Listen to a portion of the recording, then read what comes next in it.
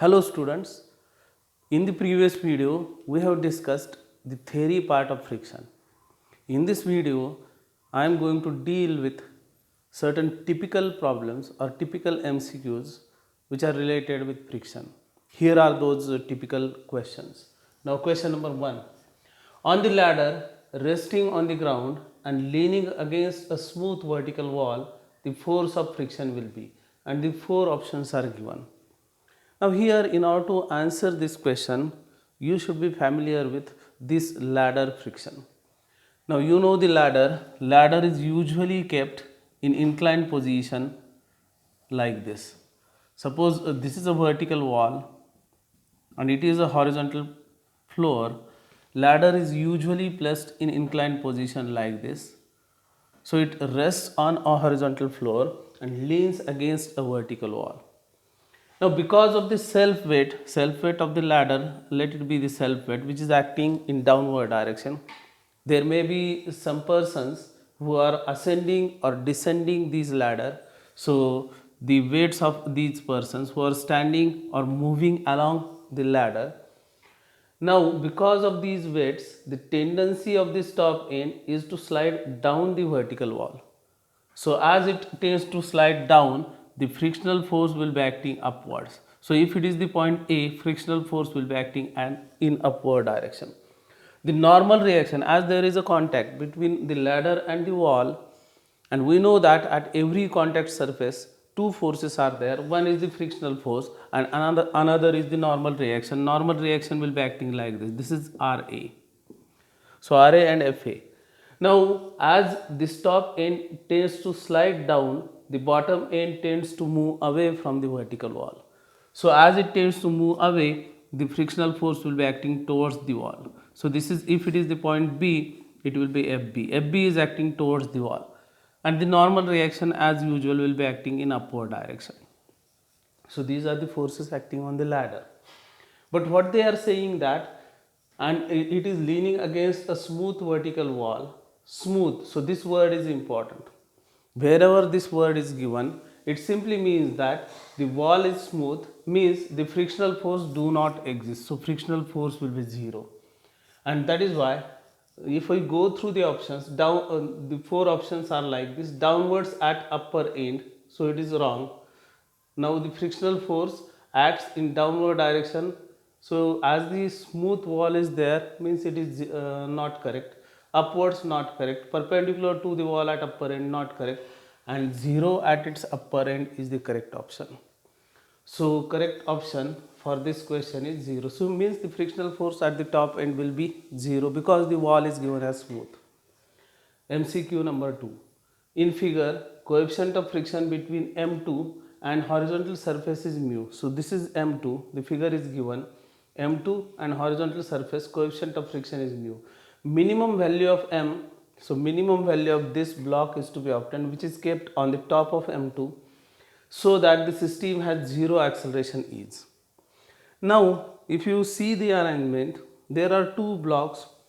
M is kept on the top of M2 and there is a rope which is running over this pulley, and at the other end of this rope mass M1 is connected, and it is asked to get the minimum value of mu. Now in order to solve such problems, we need to draw FBD. Now this is the rope which is running over the pulley. They haven't said anything about the friction between the rope and the pulley. It simply means that we will have to neglect the friction which is taking place in between rope and pulley. Now if I draw the free body diagram of M and M2 together, the free body diagram will be like this. This is the mass M which is resting on the top of this mass M2. This is M2. This is M. Now the mass M1 is connected at the other end by means of this rope. So if there is a tension in this rope, tension is going to be equal to weight of this mass. Weight of the mass will be M1 into G, and that is why tension in this rope will also be M1 into G, because we are going to neglect the friction in between the rope and the pulley. So M1 into G is the tension in this part. So this tension will be M1 into G, which I am showing it over there. Now the weight of this entire system means the two blocks together, the weight will be acting in downward direction like this, and it will be equal to m plus m2 into g. M plus m2 into g will be the weight of these two blocks together. Now because of this force, the tendency of this entire system is to move towards right, but which will be resisted by this frictional force F. Frictional force F, and the normal reaction will be acting in upward direction, which is N. Now we have some basic formulae. F is given as mu into R. F is equal to mu into R. Means R is the normal reaction. You can write it like this also, mu into N. Now N, this normal reaction is obviously equal to M plus M2 into G. So which will be equal to mu into M plus M2 into G. Let it be equation 1. So F is mu into M plus M2 into G. But again, if we consider, we are getting it by using the equation summation Fy is equal to 0. If we use summation Fx is equal to 0, then we can get F is equal to M1 into G. Also, from summation Fx is equal to 0, F is equal to M1 into G. This is 2. And again, these two equations, the left hand side is F, we can equate the right hand side. So therefore mu into M plus M2 into G is equal to M1 into G. So G will get cancelled out and mu can be obtained as, this is the correct option, M1 divided by mu minus M2. MCQ number 3. A box weighing 20 kg is pushed along the floor at a constant speed by applying a horizontal force. If mu is equal to 0.25, then applied force is. Now the question is related with the friction on horizontal plane. A block which is kept on a horizontal plane is pushed with a constant speed. Now the constant speed has a special meaning.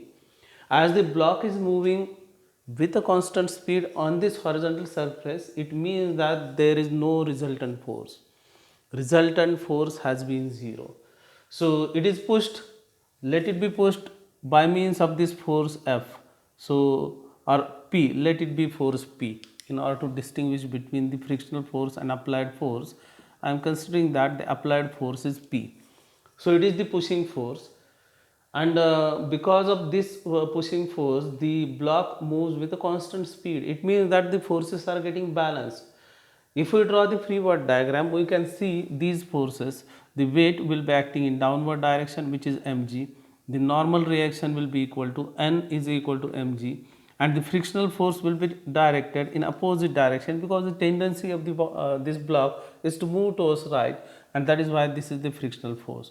Now the frictional force is given as mu into mg, so it is equal, because N is mg, so it will be mu into mg. This is the frictional force.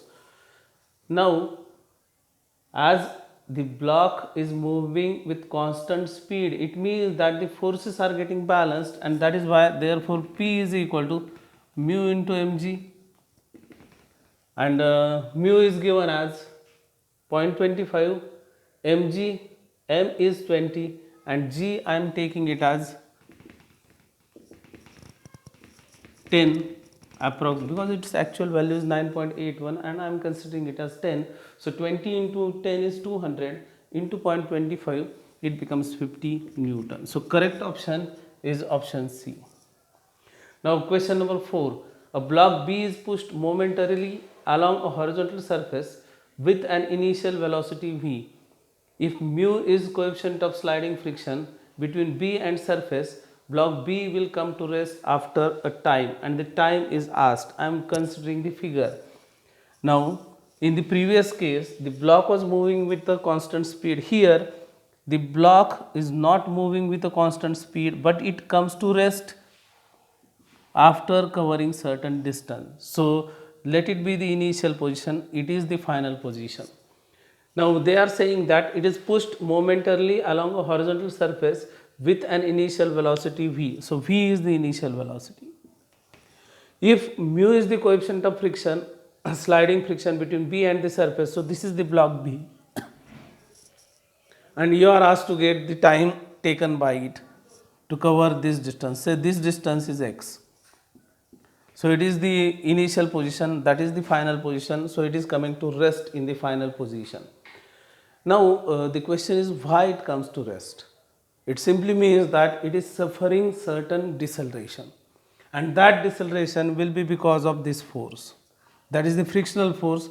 F is equal to mu into n, and which is equal to mu into mg, because mg will be the weight. So F, this is the only force which is tending to decelerate the block. And if I use the Newton's second law, summation F is equal to ma, then summation F will be minus mu into mg. The only force which is opposing the motion is equal to m into a. So m will get cancelled out, and a is equal to minus mu into g. So this is the deceleration or retardation, you can say, which will be on that block. So a is equal to minus mu into g. Then I am going to use the equation of kinematics, which is v is equal to u plus at. V is the final velocity. We know that the block comes to rest, so its final velocity is 0. U, they are saying that it is v, plus a is minus mu into g into time t, and therefore t can be written as v divided by mu into g. The correct option is option A. MCQ number 5. A block has been kept on an inclined plane. The slope angle theta of the plane is such that the block slides down the plane at constant speed. Then mu k is equal to, so coefficient of friction is asked. The block is kept on an inclined plane, so let it be that block, and this is that inclined plane which is making an angle theta with the horizontal. Now the block is resting on an inclined plane. If we draw the FBD of this block, the first force which we can see is the weight of this block, which is acting in downward direction, mg. Now if I resolve the forces in a direction parallel to the plane and perpendicular to the plane, mg can be resolved as mg cos theta and mg sin theta. mg cos theta is the component perpendicular to the plane, whereas mg sin theta is the component parallel to the plane. The other forces are, now as there is a contact between the block and the surface, two forces will be there. One is the frictional force, another is the normal reaction. Normal reaction will be acting perpendicular to this surface, which is n, and which is going to be equal to the normal component of weight which is there, and mg cos theta. So n is equal to mg cos theta.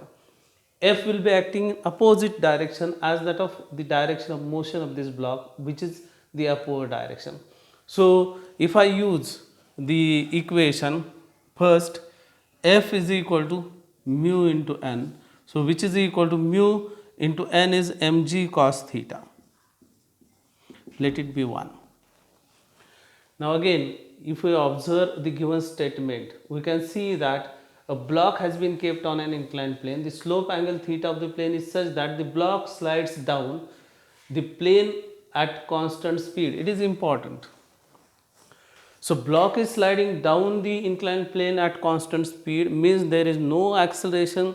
As there is no acceleration, the resultant force is going to be 0. The forces in the direction of motion are the frictional force and mg sin theta. As the resultant force is 0, because resultant acceleration is not there, which simply means that F is equal to mg into sine of theta. This is the second equation. And therefore, if we take the ratio, then we can see that F is equal to mu into mg cos theta, F is equal to mg sin theta. If we equate the right hand sides, it will be mu into mg cos of theta is equal to mg into sine of theta. Mg will get cancelled out, and mu is equal to tan of theta. This is the correct option. So mu is equal to tan of theta. Option 4 is the correct option.